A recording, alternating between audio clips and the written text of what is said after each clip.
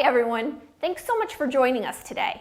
I want to talk about the truth about carbohydrates, blood sugar, and reversing type 2 diabetes.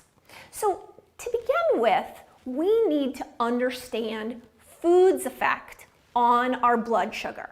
One step even before that is to understand a little bit more about our food. All the food that we eat falls into something called a macronutrient category.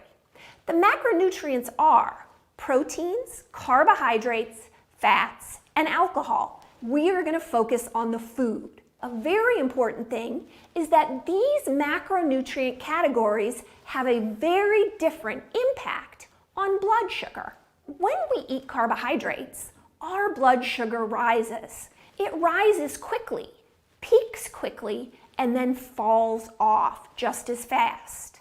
Now with proteins, the blood sugar response is better, but when we eat fat, the blood sugar response is flat. And this is going to be very important in understanding why fat is going to be an important part of any science-based nutrition recommendation. Now, as we talk about these blood sugar responses and the 3 macronutrient classes, it's also important to understand that most of the food you eat is not just one of these things. A notable exception to this is oil. Oil is just fat. But most of the food that we consume is a combination of the macronutrients. So understanding how much of each one is in what you're eating is important. Let's take nuts, for example. Now, if we say nuts to some people, they may say, nuts, I associate that with protein. And if you think that, you're right. There is a good amount of protein in nuts. Others may say, to me, nuts are fatty. Also correct. Other people still may associate nuts with fiber, which is a carb.